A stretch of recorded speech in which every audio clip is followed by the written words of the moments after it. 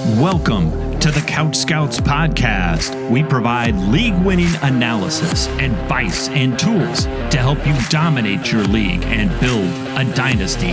Scout, draft, win. Here's your host, Matt Cooper. Welcome to the Couch Scouts podcast. I am your host, Matt Cooper. With me, as always, are my co-hosts, Matt Rupert. How you doing, my man? And Matt Jackson. What's going on, guys? Well, I'm back after a 2-week hiatus. Thank you guys for holding down the fort. It's beautiful weather today. I was outside cooking some homemade hibachi on my Blackstone, ate it out in the backyard. Life is good. God is good. Ready to talk about some prospects. We are tonight talking about Antonio Williams, wide receiver out of Clemson University. If you don't know, I live here in Clemson, so I didn't go to Clemson. Don't consider myself a Clemson fan, but he is a hometown guy here for me. Williams was a 4-star recruit coming out of high school in South Carolina, choosing in-state Clemson as his university of choice. In 10 games in 2025, he caught 55 of 72 targets for 611 yards and 4 touchdowns. So again, only 10 games, missed some games due to injury. But when he was in there, he was productive. He was a 2-time All-ACC selection in his 4 years of college. And at the NFL Combine, he measured in at 5'11" and 187 pounds and ran a 4.41 40-yard dash. So overall, pretty good profile. I mean, if you look at the production, not just this year, but across his entire time at Clemson, he was productive really from true freshman year. 2022, 604 yards, 4 touchdowns as a true freshman. Had an injury-plagued second season, I believe, and then junior year was his best. So 2024, he had 904 yards and 11 touchdowns. So that was by far his best season. He also had 7 rushing attempts in 2024 for 101 yards and a touchdown. And then this year in 2025, he had 13 rushing attempts for 78 yards and a touchdown. So he toted the rock a little bit. And I'm excited to get into the tape here. I mean, you guys know we are deep into the rookie grind at this point. It's late March. We've got just a couple of weeks until the NFL draft. I would say within probably the next 2 weeks, we're going to be completely done with all of our pre-draft work for the rookie guide. And all of that means that we're kind of in the weeds right now.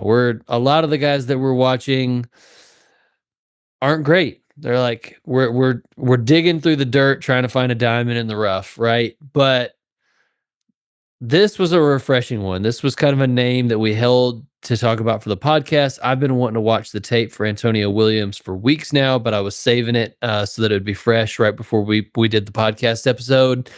And this was like a nice little breath of fresh air in the midst of grinding a bunch of probably irrelevant players. Would you guys agree with that? Absolutely.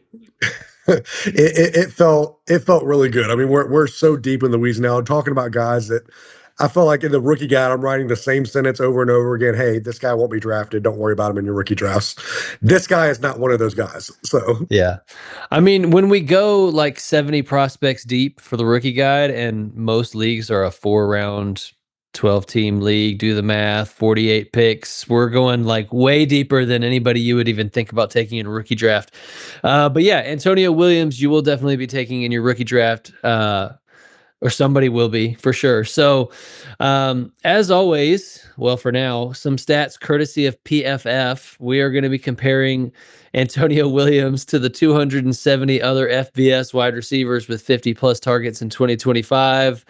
And we'll see what happens with PFF after this week. We might have to find someplace else to try to find some advanced data. RIP PFF. But yeah, let's get into it. Let's start with release and route running like we always do at the wide receiver position. We will be referencing those PFF stats, but only to kind of supplement what we saw on film. If you're new to the show, we watch 5+ games of all 22. We make our extensive notes. We assign numerical grades for a number of different attribute categories. So we'll be talking about all that, starting with release and route running. And I'll throw it to you first. Rupert, what did you see here from Antonio Williams? Like we said, it was very refreshing after some of the deep dives we've been doing at the wide receiver position. See someone that can really run routes at a high level. He played mostly in the slot in 2025, but going back to 24, he played out wide a little bit more. So I went back and watched a couple games in 24 and was able to see him have to deal with press coverage against Georgia in particular. And he did really good. I gave him a 7 for his release because we just didn't really see much of it this year. But overall, he handled it fairly well with his really quick feet that he could explode and really win quickly against press. I did notice and again, this is probably just limited due to his frame, but whenever a defender did get his hands on him, it was a little bit tougher for him to really be physical and disengage and throw him around like some of these bigger wide receivers. But overall, definitely not a knock. So I gave him above average for that. Where he really shines is short and intermediate routes. I mean, he's just a jitterbug, really patient with his route running, kind of setting the defenders up to do a slant, a quick out. He's just really dynamic. And I don't know how many slant routes I saw where he creates like 4 yards of separation right away. It was really, really good. I gave him a 9 for his short and intermediate route running, and then a 7 for his deep route running. It was solid, but just not on another level like his short. Yeah, no, I'm right there with you, Rupert. I gave him a 7.5 for release. I watched a few 2025 games. I watched primarily 2024 just because I knew you guys would be diving deep into the 2025 games. So I wanted to see a complete picture. And it was a lot more than just Georgia that he was pressed in those 2024 games. And I felt like when he was pressed that year, he won pretty consistently. Like you mentioned, Rupert, he's got super quick feet. Like I'm not even sure Jitterbug describes it. Like he's got, at least in 2024, had a full release package. Fired his feet really well, was able to get leverage at will. Again, you mentioned it, short to intermediate, like he's elite here. I gave him a 9 as well. He gets out of his breaks, he sinks his hips and explodes at the stem of his route so effortlessly, it feels like. Just a really dynamic route runner, short to intermediate. I gave him a 7 deep route. I felt like he had a tendency to not be as crisp or not show as much nuance deep route that he did in the short to intermediate. I felt like I saw him drift a little bit too often on those deep routes and not break the stem as well as I would have liked him to. But again, this wasn't a knock by any means. He still did this really well. So I mean, you're talking about somebody who's a really advanced route runner, in my opinion. Yeah, I agree with you guys. And just for a little bit of context, you guys mentioned the 2025 versus 2024 split there. In 2025, he ran 93% of his routes out of the slot. And in 2024, it was more like of a 60-40 split between slot and out wide. So pretty significant difference there in terms of usage. And it is interesting to note, again, he didn't play a full season in 2025, but when you go back to 2024, that was his best year of production. Over 900 yards, 11 touchdowns, earned 100 targets. So that's an encouraging sign that, that's one of the big questions, I think, for Antonio Williams is when you project to the next level with his frame at 5'11", 187 pounds, can he play and win outside, or is he a slot only?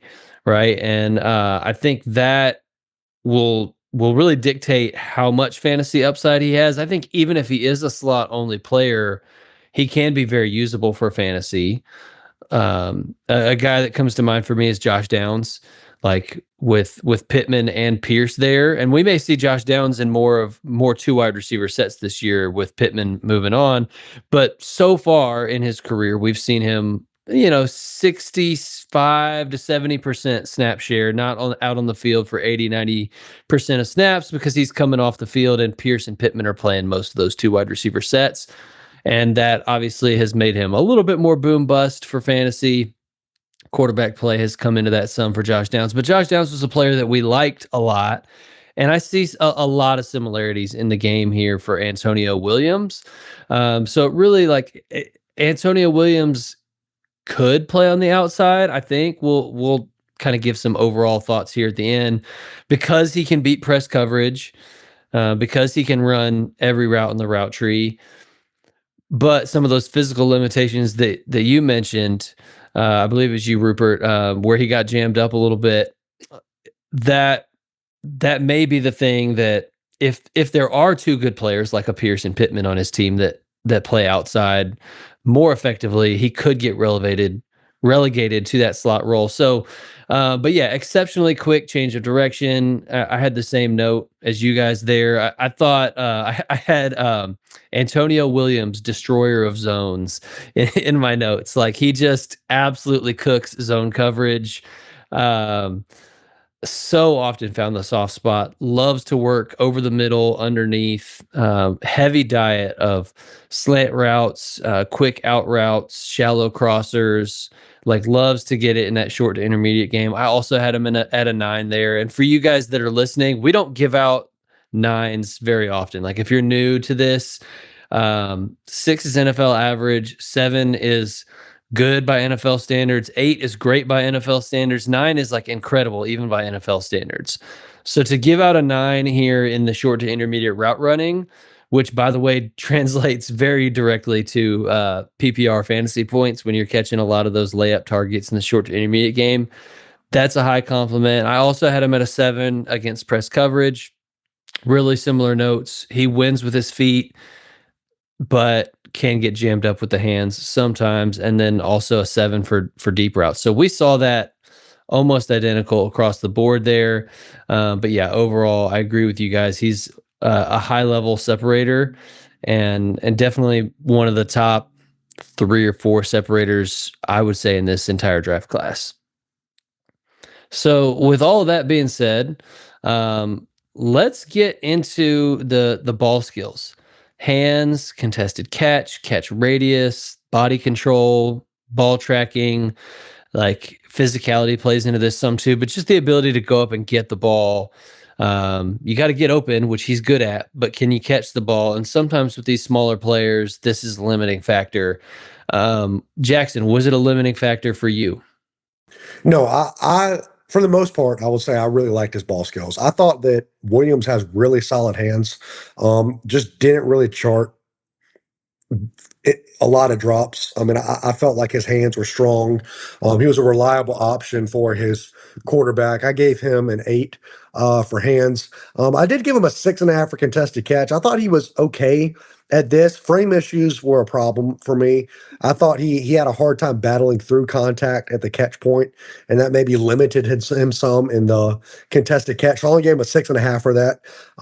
7 for catch radius. It was good. I thought he extended well to the ball. He was able to kind of come back to the ball and grab it away from his frame pretty consistently. And then I gave him an 8 for body control. I thought, especially around the perimeter, back of the end zone stuff, I charted him doing that. Having some really good body control in the air, getting his feet down to secure the catch. So for the most part, really good things there for me. Again, 6 for physicality. I don't know if I mentioned that last time. Just at the catch point, he really struggles fighting through and maintaining the catch. That was one of the biggest notes that I noted. I did give him a 7.5 for ball tracking. I thought deep downfield, he tracks the ball well over his shoulders. He looks the ball into his hands. That wasn't a real issue for me. So for the most part, really solid ball skills here.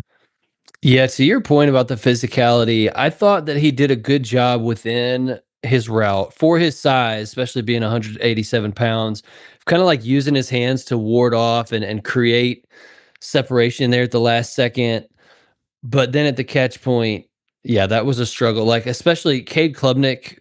If you read our rookie guide profile on Cade Klubnik, processing speed is not the highest for him. And so a lot of times, like, Antonio Williams would be wide open with multiple yards of separation, and then he has to kind of stand there and wait for Cade Klubnik to see it, and then the ball just comes to him a little bit late, and it gives the DB a chance to break on the ball, and then he just doesn't have the frame to like box somebody out and kind of protect that catch when a DB is closing on it like that. So I saw a ton on the contested catches where DB would just get a hand in there. It felt like too easy to just break it up. So I had him at a 6 for contested catch. There were some nice ones, a few here and there, but overall, the stats kind of back it up. When you look at PFF, he was a 46%, 46.5% contested catch guy. So slightly less than 50-50 on those quote unquote 50-50 balls.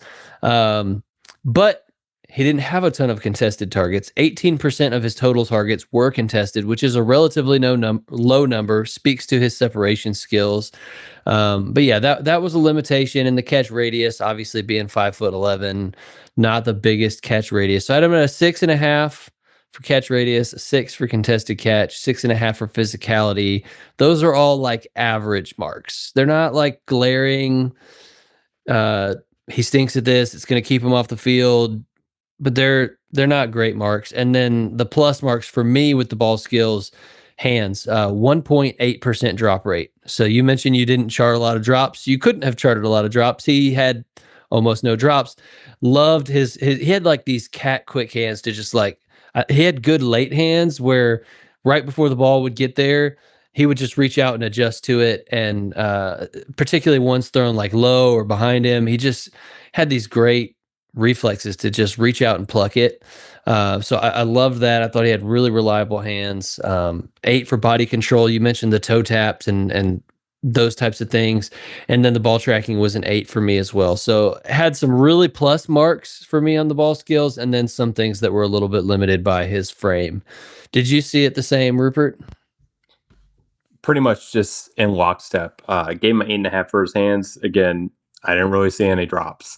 And same thing, white hands, he's always extending. Like, it's so easy for a wide receiver if they're catching a slant just to let it get into their body, but he's throwing his hands out there, extending to the ball to make sure that the DB can't really get to it. Just really, really plus marks there. And like y'all, I gave him a 6 for contested catch radius, 6.5 for physicality, and although those are like average marks, I think for his frame, that's really good. Like, to not be a complete like detriment and getting a 4 or something like that, where we've seen some of these smaller guys and small frames where we're giving them 3s and 4s for these categories.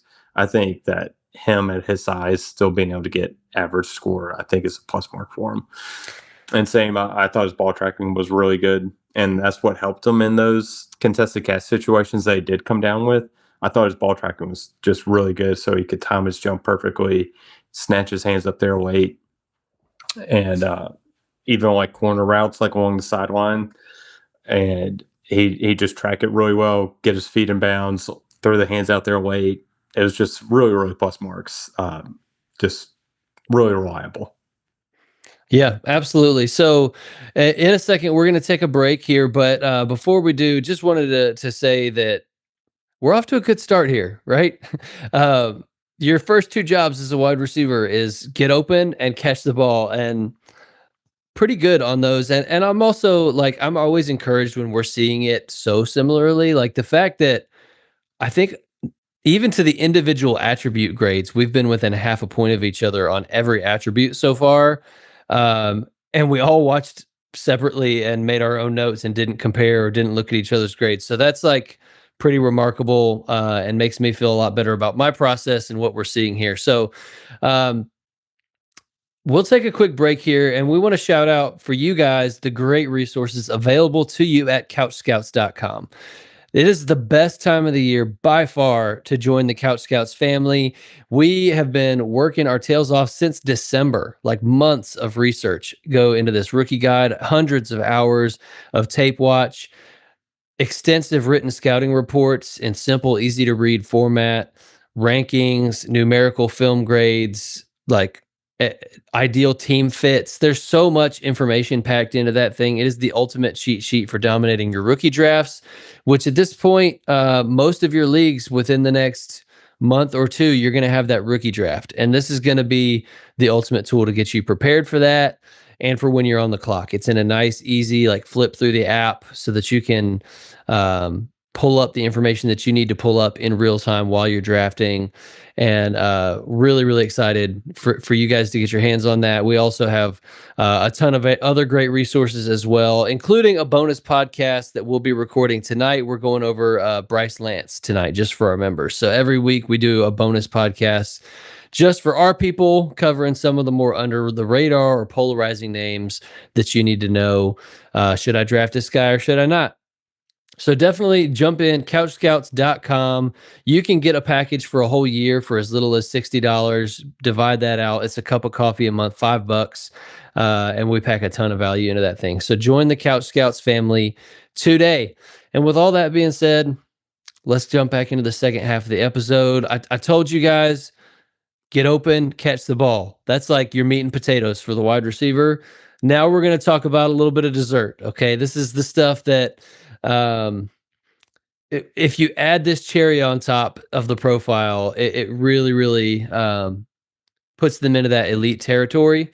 So we're going to talk about their athletic prowess and kind of upside from that standpoint, and yards after catch, which often is kind of hand in hand with the athleticism. So let's start with the athletic stuff: speed, burst, quickness. And I'll throw it to you first, Rupert. What did you notice here from Antonio Williams? He's definitely more quick than he is a burner. He tested really good at the combine. I didn't think that long speed really showed up on tape as much.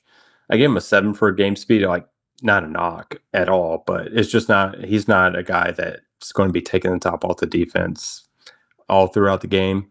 Where he really shines, I think his burst is really good. He can plant his 1 foot, get up the field right away and explode. I gave him an 8 for a burst, but then gave him an 8.5 for quickness. It was just, like we said, a jitterbug out there and can change directions really well. And so that shows up on his routes and once he has the ball in his hands. Yeah, I gave him an 8.5 too for quickness. Again, like his feet quickness, getting in and out of breaks, like stemming his routes, release, even like he's got such quick feet. And that shows up. And then we're going to talk about it, the yards after the catch. I think once he has the ball in his hands, like that shows up in the phone booth moves that he does. But 8.5 for quickness, I really like that. I saw it a little differently for speed and burst. I gave him a 7.5 for both speed and burst. Primarily because when I watched the games in 2024, when he was working primarily outside and was able to line up differently, he wasn't running the over the middle of the field slant routes that he ran primarily in 2025. He was working more perimeter stuff. He seemed pretty quick to me. He definitely has some long speed, some good initial burst off the line of scrimmage. So I was a little higher on that, 7.5 for both of those. I do know he had some nagging injuries in 2025, and being that's most of the games I watched, I wonder if those could have played an effect to his long speed. Yeah, I mean, but you had 7 for speed and 8 for burst, and he had 7.5 for both. So it's like it kind of averages out to the same. You just maybe saw it a little different. I was also at a 7.5 for both speed and burst, and similar to what you said, Rupert, like good, not great. Which great is 8 and good is 7 on our scale, and I split the difference at a 7.5. So I really thought his speed was fine. There were a number of times where it felt like he created separation at the stem of the route, and then the DB was able to close before the ball got there. Again, part of that was because Klubnik was seeing it late, but he just, some guys have that second gear where once they hit you with that twitchy snap out of the route, then they're going to accelerate away from you and they're going to create that 5, 6, 7 yards of separation. That wasn't necessarily the case with Antonio Williams. It was like, man, I burned you on the route. I'm open. And if the ball's not on me right there and the DB has a couple of steps, he can kind of catch back up and make it a little bit more that contested catch situation, especially on some of those like deep crossers and digs and things like that in the intermediate area of the field. So, and this also showed up for me with where I gave him a 7 for deep route running. I thought that he did posts and like deep crossers pretty well, digs pretty well, but not much of a go route specialist. Like he just didn't have that run by you kind of speed. So, but good enough, certainly good enough, especially like if you're going to be a slot weapon primarily at the next level, which I think he is. Um, it's good enough speed to beat most slot cornerbacks. Definitely good enough speed to beat a linebacker if they're not in a nickel package and you've got a slot wide receiver matched up against a linebacker up the seam. And a lot of what he's doing is underneath stuff anyway, and he's killing zone, which is what you have to be able to do as a slot receiver. So like I'm not overly worried about 7.5s here. Um, like obviously if we're giving him 8.5 or 9 in these categories, we're talking about a really high level prospect. We're talking about like a borderline elite prospect if he had that kind of juice. But it's okay that he doesn't have it. And same thing as you, 8.5 for quickness. So um, yards after catch, Rupert Jackson talked about it a little bit already with some of the jitterbug, make you miss in a phone booth type of stuff. But I thought he was pretty good after the catch. Did you see it the same way? Yeah, I did. I gave him an 8. I thought he was great once he had the ball in his hands. Really good. I mean, it just shows up like he has a good head about him for the game, whether it's defeating zone or setting up defenders, just kind of seeing the field. It seems like he understands what the defense is trying to do and where all the players are at. We don't really have a way to quantify that, but it just seems to me like he's a really smart player watching him on film. He has that jitterbug, and he transitions really quick to the yards after catch. He can. One of the things that we like to talk about is like when you have your back turned to the defender, can you kind of feel where he's at, set him up while you're making the catch, and then make that move? And I thought he did that really well. Yeah, I mean, when I look at, I scouted pretty recently Eli Heidenreich from Navy. We're not going to do a podcast episode on him, but he'll have a profile in the rookie guide. And you know, he took a ton of carries at the collegiate level, and a lot of those were these little like kind of jet sweep type of motions. So much so that he actually like worked out as a running back at the combine, and that might be the position that he tries to play at the next level. And I thought Antonio Williams did that stuff better than he did. Like Heidenreich took a lot of those sweeps, and so did Antonio Williams. I mentioned he had like 13 carries in 2024 and another like 10 or so in 2025. I don't have the numbers in front of me anymore, but small sample. But when he did it, he looked really good doing it. Like I thought he had a good vision to see those lanes, to see his blocks set up, to see the cutback. Really good elusiveness, like nice jukes and cuts to him. Not again, 187 pounds, not a tackle breaker, not gonna like hit you with the stiff arm or anything. That's why I have him at an 8 instead of like a 9 or 10. But definitely the ability to like he's not just a get the ball and fall down, run till the first guy touches him and then go down. Like he can make guys miss. He can create stuff on his own after the catch in that short to intermediate game. So it complements the rest of his play style really well. And again, I think is a nice cherry on top of the rest of his profile. Like this is the dessert that I'm kind of excited when you're that good of a route runner and you've got really reliable ball skills and you can do something with it after the catch. Like now we've got something we can really work with from a fantasy perspective.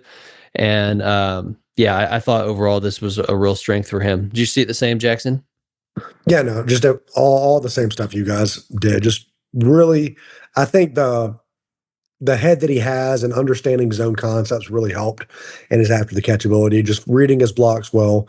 I mean, I even made some notes like him showing off like a spin move and like some other like just some of those niche moves that a wide receiver doesn't normally like your elite wide receiver is going to have, but like your run of the mill wide receiver is not going to have. Like and Antonio Williams still had that. So I mean, we're talking about a guy right now that kind of for the most part has a complete profile, and that makes it really interesting for a fantasy wide receiver and a rookie that honestly is not being as talked about as he used to be.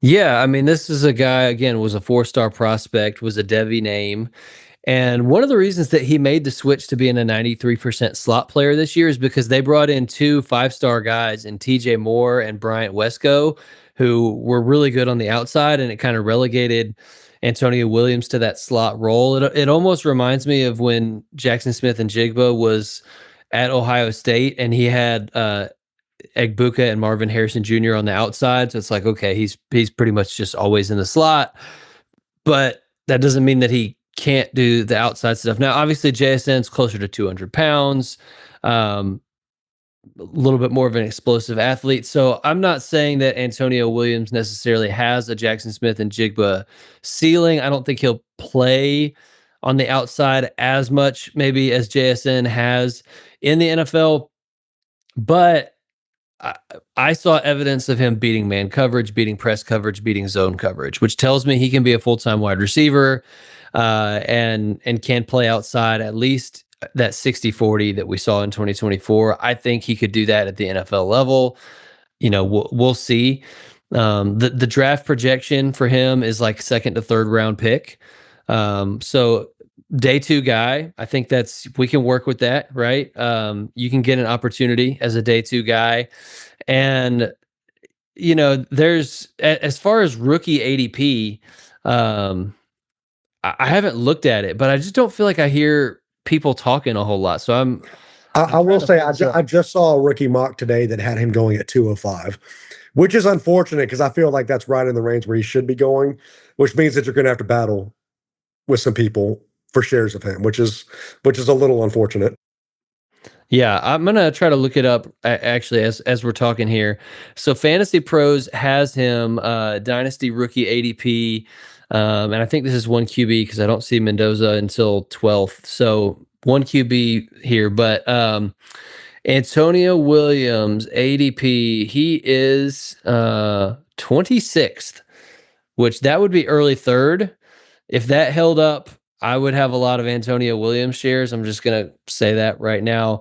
My grade on him is a 75.95. So it's in that fantasy starter tier. 75 and up is fantasy starter. So it's on the lower end of that tier, but I think he can be like, I would be surprised if he's not at least a flex option. And I definitely think he can be a fantasy starter in the right situation. So this is a guy I'm excited about. I have him rated slightly higher than Denzel Boston, who is first round for most people in terms of like rookie ADP and projected NFL draft capital. So again, it's less than a point difference. I don't know who I'll end up ranking higher. The draft might determine that for me. But right now, when I look at my rookie rankings, I've got Antonio Williams at 14th. So like early second round. That's a full round higher basically than where Fantasy Pros just had him in terms of average draft position. So again, if that holds up, I think I'll be coming away with a lot of Antonio Williams shares. I really liked what I saw, like more than I thought that I would. Agreed. My grade came out to 74.85, so literally right there at the cusp of a flex option. I think he's a guy that will be a little bit kind of location dependent. Like, does he go to a spot where he can get those reps at slot or on the outside, or is he going to be in a crowded wide receiver room where he's going to be more boom or bust? But totally agree. I love the talent for what the value you're going to get in your rookie drafts. Yeah, I'm right there too. I've got him at a 75.8. In my rankings, I got him at 14, so a little lower than you, Cooper, but I'm still. I had him at 14 too. Oh, you have 14 or 2. Okay. I'm still very bullish on Jeremy Bernard though. And I think I'm going to be unless the NFL draft tells me differently. Yeah, I missed the episode that you guys talked about Jeremy Bernard. I liked him. I came out a little lower than you guys did. So Bernard's for me at 18. So I have Antonio Williams graded higher in terms of my recliner rating. I think his production profile is better. So yeah, I would take Antonio Williams above Bernard personally. And it looks like you and I, Jackson, are about a point higher on our recliner rating than Rupert is, but we're all right there in the same range, kind of high end flex option, low end fantasy starter. So Yeah, we're in on Antonio Williams. He was a fun tape watch. I think he's going to present a value in rookie drafts. And hopefully you guys enjoyed the show here and provided you with some valuable information. If it did, hit the like button if you're watching on YouTube, subscribe, leave us a 5-star review on whatever podcast platform you're listening on, and make sure to check out our free community Discord. The link will be in the show notes. It's if you're not familiar with Discord, it's kind of a chat app, and we've got a community in there of almost 300 Dynasty Fantasy Football players we're just in there all the time talking trades and news and free agent signings and all the things. So get in there. It is a great place to get real-time advice on the decisions that you're making in your leagues. And it's just a great community of people. So thank you guys so much for listening. Hope you guys have a blessed week. We'll see you next week.